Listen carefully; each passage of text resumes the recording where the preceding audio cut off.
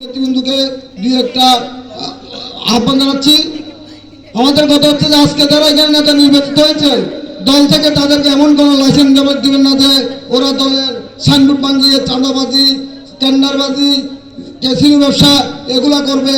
আমি আমার ছেলে নেতৃবৃন্দের কাছে একটা আহ্বান জানাচ্ছি, আপনারা ইউনিয়ন পর্যায়ে একটা অভিযোগ বক্স রাখেন, ওইখান থেকে প্রতিটা ওয়ার্ড থেকে কর্মীদেরকে অভিযোগগুলো জমা দিতে বলেন এবং সঠিক ইনভেস্টিগেশনের মাধ্যমে তাৎক্ষণিক আপনারা ব্যবস্থা নেবেন।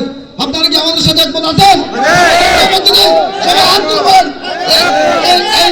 আমার কথার সাথে আপনারা একমত আছেন?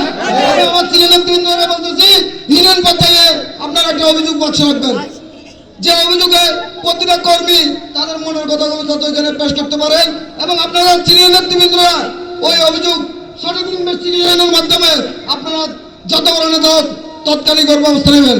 এখন আমরা আমাদের কিছু নেতা দেখতেছি বিএনপি মনে ক্ষমতা চলে যাচ্ছে, এমন বাপ সব পুরুষ একটা পাইছে মনে হয় এখানে আর কাউকে দেখার সময় নাই।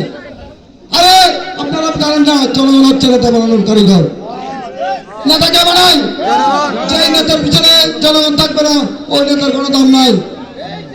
যাক, আমি বক্তব্য দেবো না, যেহেতু আজকে সবার সন্দেহ নয়। এ পর্যায়ে আমি বক্তব্য রাখার জন্য আহ্বান জানাচ্ছি বাংলাদেশ জাতীয়তাবাদী যুবদল চট্টগ্রাম উত্তর জেলা শাখার